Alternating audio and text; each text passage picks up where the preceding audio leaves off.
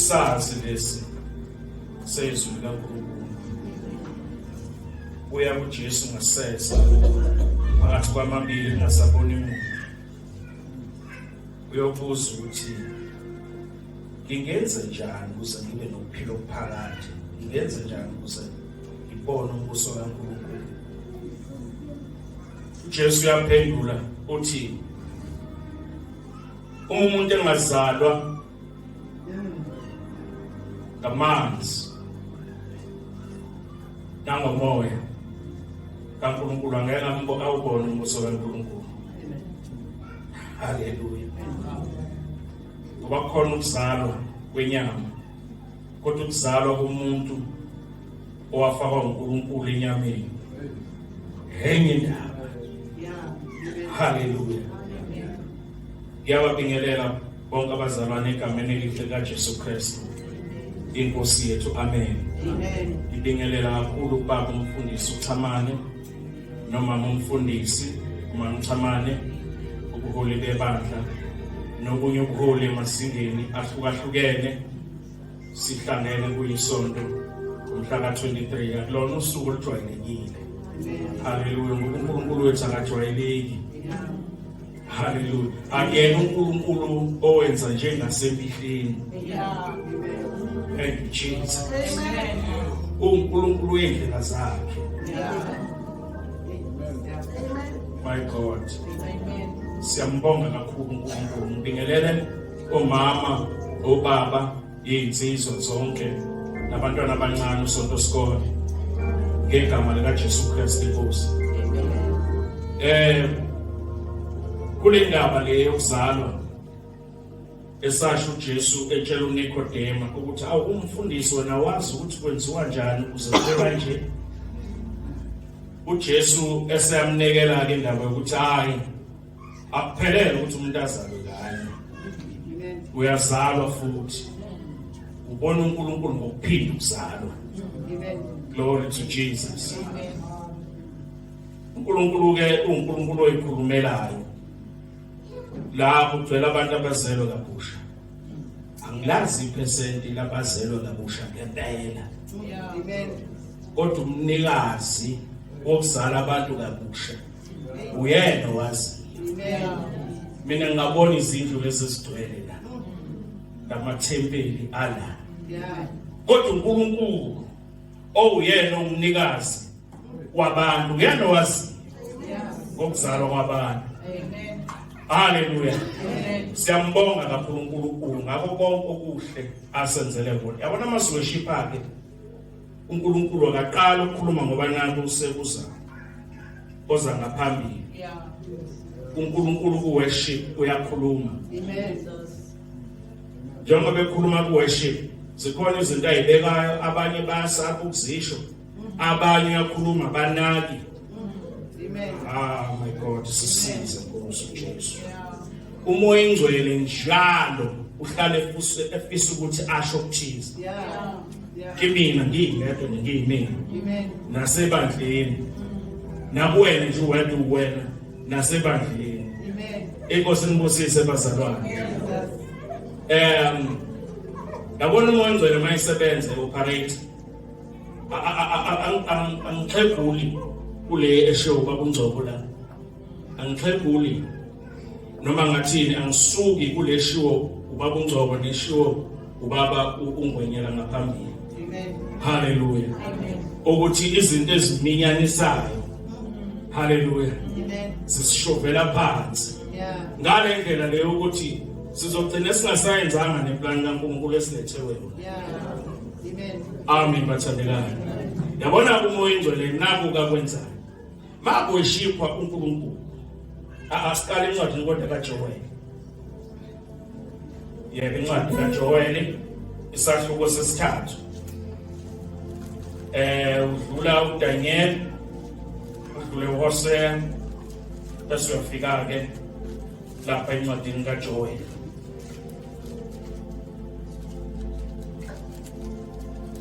Isahluko sesibili. Ngicela ungifundele nje umzalwane ozofunda ngelizulu, ufunde ngezwi kakhulu. uverse 28 uzosifikele lapha usigcinele kuverse 29.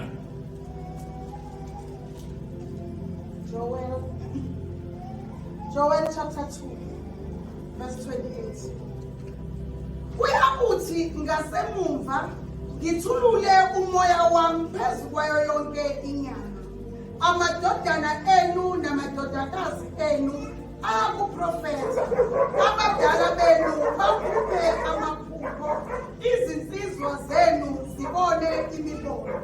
Naphezu kwezinceku nezincekukazi ngalezo zinsuku ngiyakuthulula umoya wami.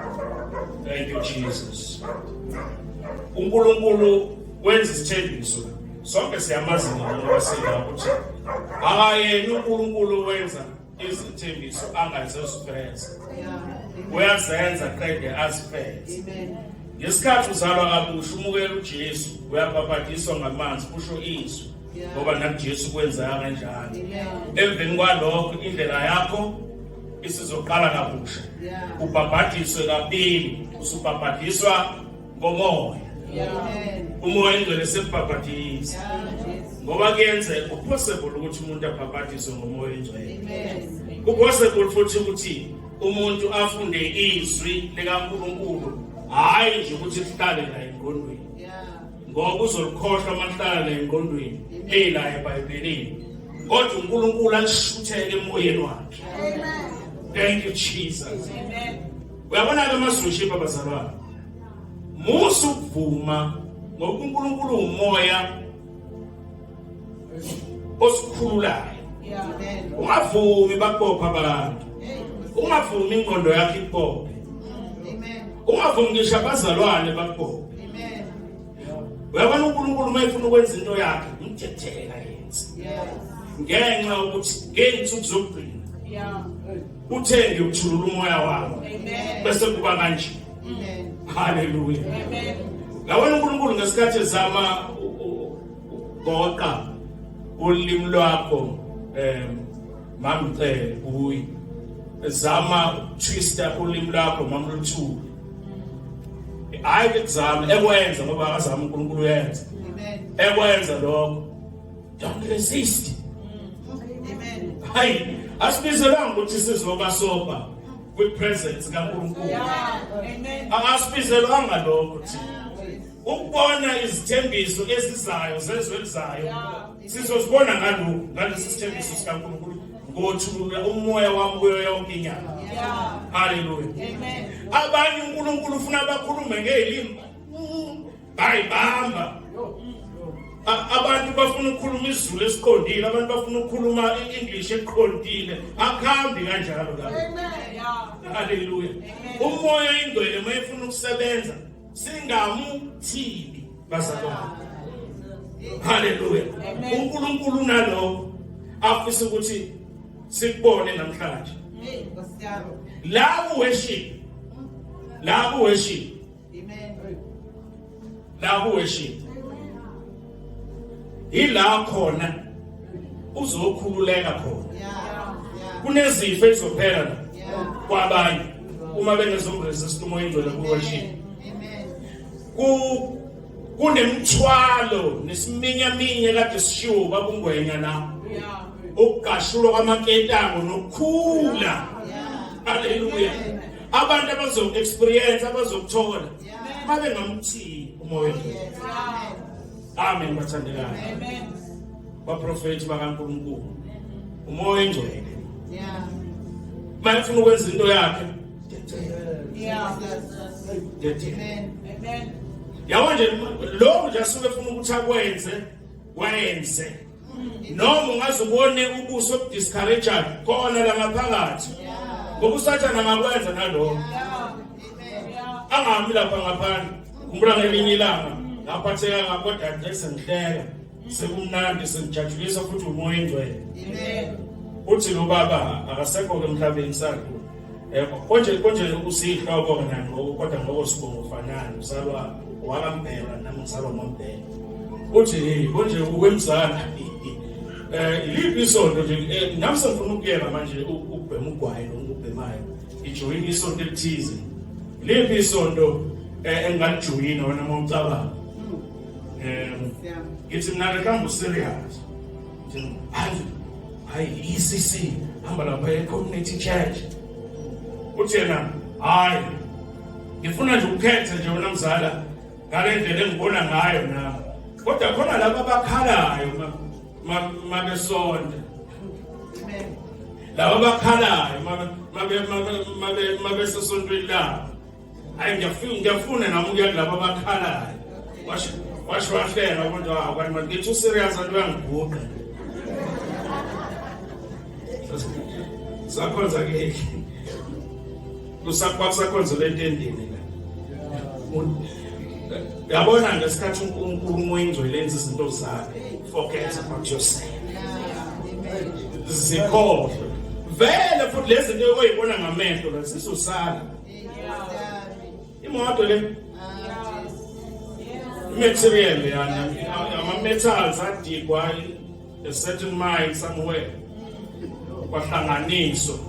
kwahlanganiswa nezinye izinto futhi ey'mbiwe phansi zokuphuma imoto isonto leli sazi kahle ukuthi lakhiwe ngama-minerals inhlabathi nawo okukhona kuzosala haleluya kodwa umoya kaNkulunkulu mayenza izinto zakhe ngecebo lakhe haleluya uyazi ukuthi la ku-worship sizoze sithole nanokuthi uJesu konje ngesikhathi sebuya ngoba umoya ongcwele makuthiwa nengamdumazi umoya ongcwele enakhiwe enibekwe uphawu ngayo sibeke uphawu ngayo lula isikhundleni la ku-worship sizoze sithole nokuthi konje kuzokwenzeka kanjani kuzokwenzakala ngesikhathi uJesu ebuya ngaphela iqiniso vele kuzokwenzakala yebo sekuthatha isikhathi eside khona elinye isonto nje la sebethe khona batshela abalandeli balelo sonto ukuthi hayi khohlwana awachithwe la manje hayi ngeke ayisekho le nkukhu yini na isikhathi side kakhulu ngokwabani haleluya side kakhulu ngokwabani kodwa iqiniso uJesu uzobuya ngihlangana nabazalwane la ngithi mina saya le bazalwane nale usebuyile yabuza athi hamba nomama uMntoko ngithi mina hayi bomadoda ngithi ngenkonzweni nje ukuthi usenjengoba kujwayelekile nami ngibuza ngale ndlela le yokuhlashana impishana usengale ndlela le ejwayelekile sazokhonza nje namhlanje uthi hayi senjalo usho mangizoba hayi senjalo mzalwane ngiyakhonza ukuthi nayi ngibona phela nitshonele ngithi hayi mhlambe ibandla selihlwithiwe kwazi ngoba liyeza lolo suku la khona abantu bothi bethi sibeqhamuka ngapha nangapha bafike ku-empty izinto ezilapha bazosifica iika nama-keyboard bazowafica kodwa ngeke basafica ngeke bayithole futhi worship hayi lolo suku nje luyeza haleluya bathi-ke nge-investment kaNkulunkulu ayifakile kithi nokulangazelela angazi ukuthi kwenzekani kulezi zinsuku zamanje sonke silangazelela ukubusiswa ngalokhuya kodwa lethizwi ekugcineni lapha kwisambulo umakoti lishibana uyamemeza ukuthi woza angaka kuyo uJesu ibandla ngakasho ukuthi woza ngokulangazelela ukuya kaJesu abanye ithi mayivuka le ukuya kwenkosi uJesu bakumisa ngembazo ukuthi ayi ngeka ngangiboni kahle akukuthi kungakenzeki madoda omunye ngikhumbula kahle sixoxa nje athi awumadoda ngifunda uyangicabangela kahle wena funa ngiqede ngithola umsebenzi ngithenga imoto ibe nomuzi manje zonke lezi zinto ngizozenza kanjani ngempela inkosi siyakwenza lokho yathi sizokwenza izinto ezikhona minyaniseka bakuthabenza yibona lo yebo kwenza singayi le ukuminyanisa kwenza sishonela yazi ukuminyaniseka yangabona kulezi zinsuku edlule ngathi inkosi ngisize mina ugoba ngimuntu siza mina Jesu ngiyathenga Thenga imali enkulu impela. Ngithenga izinto njengoba ngalinyelelwa yikhuphula nje. Ngitshela ukuthi ngenxa nje ukuthi laba abaseyadweka ngithembeke kuyona bayigebengu. Abasadilivi njengokwesithembiso sabo. Nabo abantu abazongilungisela sebekhona yonke into isiri. Sengiqeqile lapho. Abasafuna nokungirefanda futhi. Amen. Kwenzekani? Hayi ngitshela ukuthi mzalwana ngibangisakwazi nje nokulala ebusuku. Ngento yanga. Amen. Lento ngifuna ukuyilungisa ngiyithathe yakhe ngifuna ukuyolungisa indaba zala. Amen. Lento ngelinye ilanga okuzothi nezikhuphula lezo ezofika lezo abayisho bathi kusezezinye. Ezothi mayifika ifika uJesu sethathile ibanga. Yabona into yokuminyanisela. Uzathi uJesu lapha kuMateyu 24 achaza ukuthi kuyokwenzeka nalokhu bese khumbula umkalothe. Amen. Khumbulani umkalothe. Bangasaqhubeka nendaba umkalothe ukwenzekani. Uthi abakhumbule ngokuthi bayazi ukwenzekani. Amen. Kwathi kuphuma last minute sekubaleka sizodestroy iGomora neSodom. Umkalothe inhliziyo yakhe kwashuthisela. Shine 10. Ngesikhathi eshine 10 wayibona i-distraction. Wababona nabangani bakhe abana enhliziyweni abakhwenyana bamadodakazi akhe. Konke amabhizinisi umyeni wakhe akubona kushabalala. Amen. Ingakho-ke uthi uJesu khumbulani umkalothe. Siyasonga ukuthi kwenzekani. Amen. Baphuma abantu basinda. Baqangeleka baqhwala izintaba basala libhujiswa iGomora neSodom. Umkalothe nosala emngceleni. Amen. Namanje kaIsrael mawuthi uyabheka kulezi zinto lezi ekhuluma ngenkolo yethu yokuKristu. Nendawo nje kaIsrael lapho kwenzeka khona wonke ama-events uJesu enzeka ekhona neTestament elidala. Kukhona iphila nje engathi insika umhlophe nje.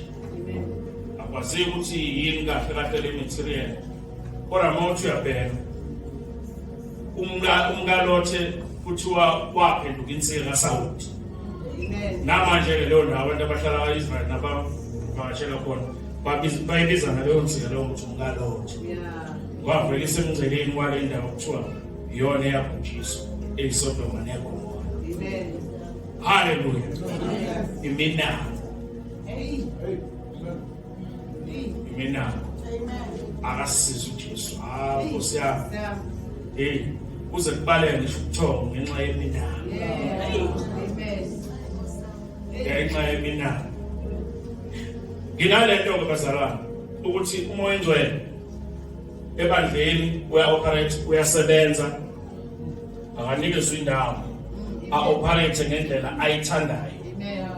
uNkulunkulu megoqa ulimi lwakho ukuthi ukhuluma into ongayizwa nongayazi kumele uzothola isimanga kanjalo ukuthi ukulwela izipho wena ongazazi. Ngiyabajabulela futhi angazi ukuthi ngingathini ngalabo uNkulunkulu abenza bakhuluma izilimi masukushiya. Abanye baze bacule nangazo izilimi masukushiya. Hallelujah.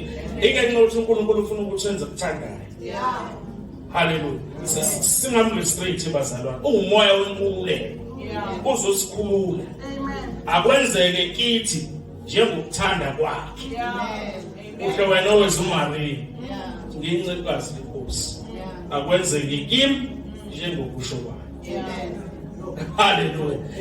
Ilento ke aplan ukuthi ayenze umoya engcwele. Ake umoya engcwele befika akunangane. Akunamuntu wesimame, akunamuntu wesilisa. Umoya nje owodwa. Amen. Yazi ngiyaxolisa babuthamane ngalokhu engikusendile. So yena ngaba excited kakhulu ngathi ngababone abazalwane begroupini. Lento engayipost angazange bangisatshela ngisho ngisacela ngisho imvume. Bengimangele kodwa ngimangala nje sekuyabuya kumina uNtshongweni weqiniso lendoda esikhonza indoda endala yebo isidumbu lesi salomntwana obadela kwani ingaka ngithi kodwa lo phakathi hallelujah. So umoya kaNkulunkulu le operate kanjalo. Thank you God. My God. Thank you Jesus. Babudala ungishalela ubufakazi izolo. Ngabonile embonweni. Njengoba izwi lisho lithi ngensuku zokugcina ngiyawuthumela umoya wami yonke inyanga. Bayaba ngabaprofeti nababona imbono. Kuyenzeka lokho bazalwane. Kuyenzeka ngempela futhi hayi ukuthi ngiyakwakha manufacture leqondo yenyanga. Kuyenzeka. Okwethu ukuthi sikuvumele phela. uNkulunkulu ayenze ngendlela afisa ngayo. Uthi babudladla ukubonile lokakubonile. Ukutshengisa ngempela babudladla ngiyazi ukuthi awunginikanga igunya lokuthi ngisho kubazalwane. So ngeke ngisho ukuthi into oyibonile. Ngiyaliza ngisho. Bathi ukufakazela ukuthi umoya kaNkulunkulu umusebenza. Hallelujah. Uyathukelana njengomlilo. Ngakusasa ekseni ebonela umbono ebusuku. Sekufona omunye umzalwane. Ufonile babudladla noma usendelile. Usendile, yes. Uyisenda exactly. Lento uNkulunkulu ayibonile. Shalom moyingcwele. Yabo njengamanje sesophuma esidokundeni esikhathini lapho na sizosonda sokwenza uNkulunkulu ngenyama sigada izinto ukuthi hayi funa kubelenze kanti sijwayele kukanje maku kanje hayi sesiphelile leso sikhathi futhi asizokhonza uNkulunkulu ngoba sila phela. Hallelujah. uNkulunkulu masilenze uzosebenzisa lengxenye yobuchopho bethu okuthiwa yi-subconscious mind. Ayilawulwayo ukuthi uboneni emini noma ukhulume nobani noma wazini. Hallelujah. Njengoba kuthiwa i-subconscious nje ayikho conscious. Ayivukile. Ebusuku iyona-ke lazo deposit kuyona izinto zakho uNkulunkulu. Njengoba enzile nje nakuwena babudala. Wenza nalo mzalwane omunye. Wanenza nobabili. Ngenhlanhla yenu wanenza nenzeka. Kuzoba kanjalo nje manje. Ayikho futhi inyama futhi ezophakama. Yazi lezi zinto uNkulunkulu azenzayo ukwenzela ukuthi kungabi khona ngisho oyedwa. Azibonge. Futhi uzubone ngempela ukuthi uNkulunkulu userious ngalento afuna ukuyenza ebandleni. Uzothatha naloko okudelelekile. Umzalwane ubani pho? Ayingeke kwathiwa sohlola imoto qala sikuhlole. Ikona lokho uNkulunkulu akukhethile. Iyona leyo. Leso sitsha leso. Leso impela. Nawe uthi ucabanga engqondweni yakho, hey. But he is God after all. Amen. Amen. Ngicela ukufunda lelizwi bese sihlala phansi. Lapha kwizenzo, incwadi yonke izenzo bazalwane, incwadi kaMoya Ngcwele. Yabo kuthiwa izenzo zabapostoli. Kodwa sangathi kungagqama kithi ukuthi cha. Lezi izenzo zikaMoya Ngcwele. Kuphela nje abapostoli they were somewhat willing parts ukuthi kwenzeke through bona uMoya Ngcwele ayenza. Lapha yaku chapter 19. Yeah, chapter 19. Njengoba ngithi umoya bazalwane akaboshwa. Abazalwane abanye baphenduka beshinyayezwa izwi. Kwathiwa manje-ke niyobafundisa abafundi lapho. Bathi abafundisi sebefikile lapho baqhamuka abanye bathi hayi ufuna ukuthi kwenzeke lokhu nalokhu ngoba sebekhona. Bakhohlwa into eyodwa ukuthi babebone bona behlela umoya Ngcwele ngoba bayabaJuda. Lithi iBhayibheli la kuncwadi yezenzo noma ngasezoyivula leyo chapter kodwa le ngizokhuluma ngayo la ku chapter 19. Lithi iBhayibheli bathi uPetro esakhuluma behlela umoya Ngcwele. Amen. Ababeki ngisho izandla. Ukutshengisa ukuthi uNkulunkulu mayenza into yakhe uyenza ngendlela yakhe noma futhi kanjani. Lana ke kuleli lezenzo